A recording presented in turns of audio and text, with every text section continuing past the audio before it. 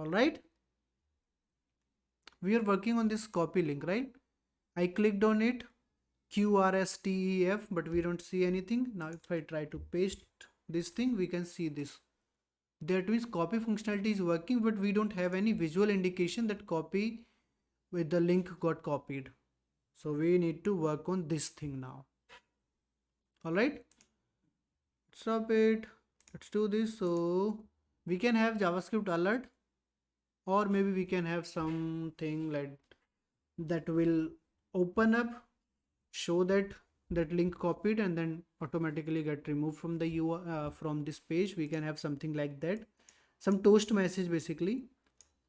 So for that also, what we can do, maybe let's do this the way we have loader component in this Blazor URLs, blazing URL.client page. In shared components, we have this loader component, right?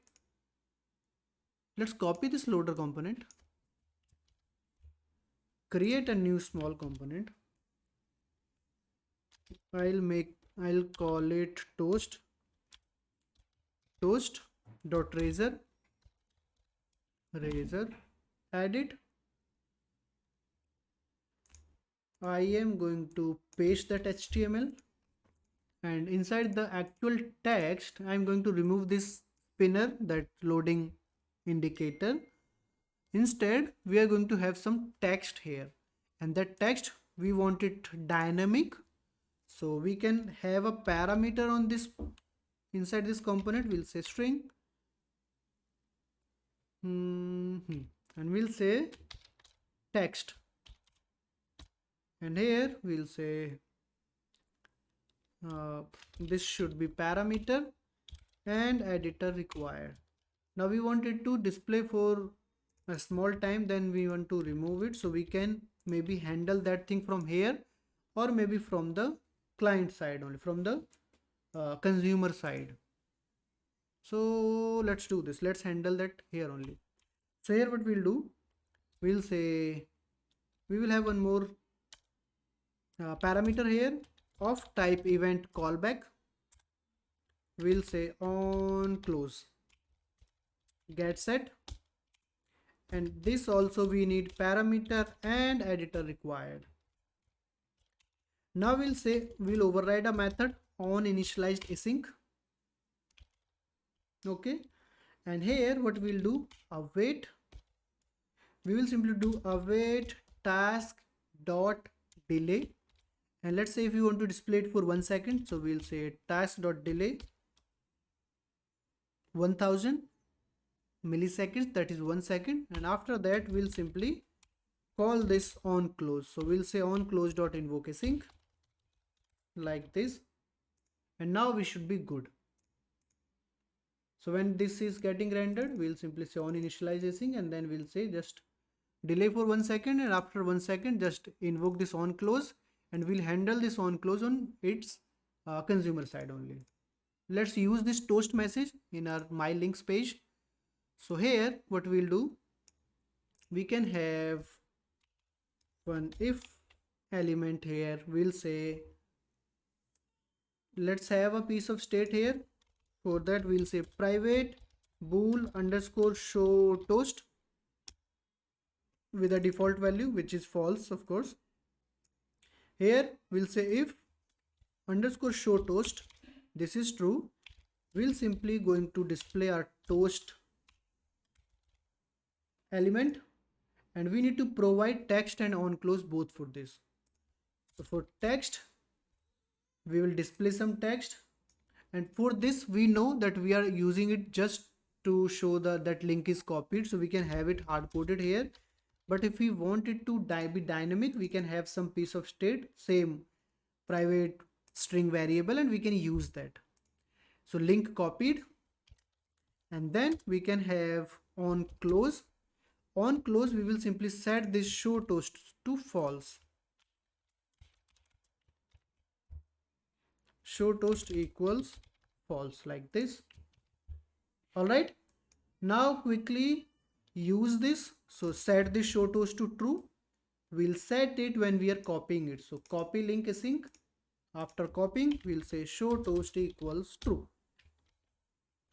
Let's see if it is working as we are expecting it to work.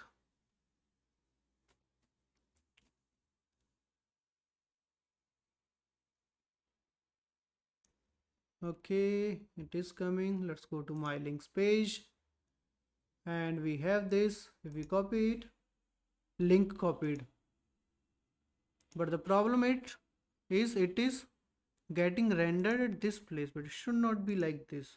It should be on top of everything, right? The way we have loader, that is on top of everything. Link copied. Let's try to refresh it, hard refresh, and let's see if it works. Same thing. So we'll check what is happening. For that, what we can do, we will simply not set it false directly, or maybe we'll go to toast, and instead of displaying it for 1 second, for now let's display it for 10 seconds or 100 seconds for now, because we just want to see it. Let's stop it and let's run it. Let's quickly see if we have some. Oh, full screen. All right, do let me know in the comment if you know what is the issue here. Pause it, think about it. All right, we'll make it to 1 second again. And the problem is we are using this full screen. This is a CSS class which requires some styling, and that styling, because we copied this toast from our loader, we had this scoped CSS style in this loader, which was this full screen. So we need to use this. And because we are using this full screen multiple places, this name is generic. We can simply do one thing. We can cut this full screen class from here. We can add it to our global CSS. So we'll go to our main project, www root folder, app.css. Let's go to the very end, or maybe before Blazor error boundary, we can add it. So the place does not matter. So we have full screen here. We'll save it, and we can go to loader.razor.css. Now we can remove this file because we are not using it. It was being used for that single CSS class only, which we moved to global CSS. Remove this, we are good. Let's save everything. Let's run it. Now we should see that link copied at the center with that proper overlay. We might need to hard refresh it, so we'll do that beforehand. I'm refreshing it multiple times. Let's go to my links. We have this. Now if I press copied, you see link copied. So now we have indication that okay, this link got copied, and we can use it. Now we can decrease this amount, right? Looks like it is taking a lot, so we can go to this toast, or maybe we can make this also as dynamic, right? Yeah, it makes sense. If you, I don't know if we will require it in this, but we can have it. So we'll say public int, and we'll say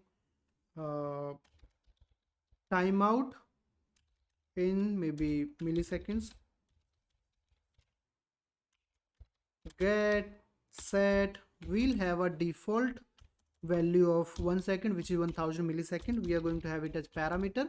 We are not adding editor required for this, because the consumer can decide if he or she want to provide it or not. If they'll not provide it, we'll use default 1000 value. If they are providing it, we'll use that value.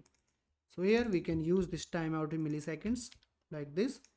And for this particular case, we'll go to my links, and here we can provide that timeout in milliseconds. We'll say, let's say 500. So half second. All right, let's stop it and let's quickly run it, and let's see. It is coming here. Okay, let's go to my links. We are here, copy. All right, so we can see it. You can play around with this duration again, but we are good with this. All right, So looks like we are good with this page as well. Now next thing we'll do, we'll work on this. Before view details, we'll work on edit and delete functionality.